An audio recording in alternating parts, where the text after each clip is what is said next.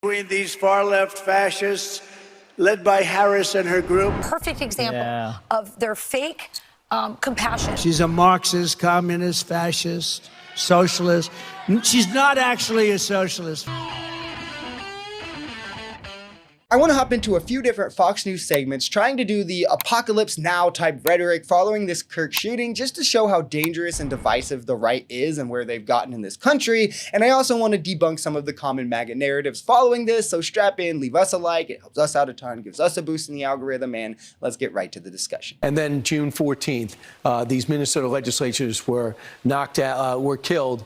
Something to do with what's going on locally. They didn't like what Tim Walz was doing, or a former staffer of Tim Walz. If you wonder why the divide in this country is so far outside of course, Donald Trump's obvious actions, we have the largest news station in the world lying about political violence to try and pretend it all comes from the left and all victimizes the right. Like, does that even just sound real? But Fox News will do it because they have no shame. Political violence and divisive rhetoric is a huge problem in this country. They are accurately calling that out. We just know that it's by far worse on the right, like not even close. Throughout multiple decades, right-wing perpetrators of political violence have been far more common. Those Minnesota lawmakers, he said, were killed by a Walt staffer because of local issues, were killed by a far-right Christian who voted for Donald Trump because he thought they were woke. And I can list 8 or more high-profile attacks on Democrats from Trump supporters in the last 5 to 6 years who listed specific political motivations for their attacks. You could extend that to mass shootings. 4 of the last recent mass shootings were inspired by the Great Replacement theory. This is something espoused by Fox News. Donald Trump has espoused this. Charlie Kirk espoused this, right?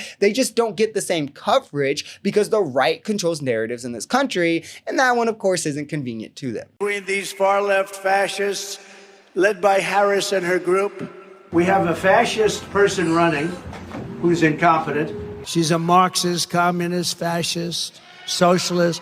She's not actually a socialist. She's gone past that. Somebody's got to explain this woman. This is a radical left Marxist, communist, fascist. I wanted to add this clip in here to show how common it is for Trump to go on these entire tirades against specific Democrats or all Democrats, loosely calling them all fascists and communists, of which, again, communists are worse than fascists to MAGA. So he's even upping the ante in the rhetoric. According to MAGA, this should be disqualifying. It's divisive. It's inciting political violence. He should be forced to condemn this and apologize on every appearance every single day, but instead they never even bring it up, as apparently, to them, just being called a fascist over and over will incite people to do violence against you, no matter what, even when you're a good-natured Christian man, right? Rather than you just doing fascist actions over and over again, or utilizing fascist rhetoric over and over again, making people want to lash out. And I want to be clear when we talk about this again, wholly disgusting, unjustified ways of lashing out, but maybe have some self-awareness if you want the issue to change, rather than pretending that you're the victim. Perfect example of their fake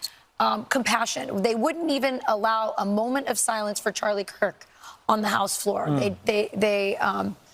They said no to that. I just want to be clear here again, as we get into this, Charlie Kirk did not deserve to be shot and killed. I want to say this because MAGA is trying to use anyone who's not willing to just bend the knee and pretend that Charlie Kirk was a hero and now a martyr. They're saying that you're disparaging Charlie Kirk. No, he didn't deserve any of that. He deserves none. He deserves all the sympathy in the world for it. But he also in no way deserves a moment of silence on the House floor. Let's stop doing this thing where we give into conservative victim mentality because we want to be the empathetic, sympathetic ones. It's enough of these clowns who don't even mention school shootings, but now the world has to stop because a conservative was killed. Trump didn't even go to the funeral for the Democratic lawmaker in Minnesota.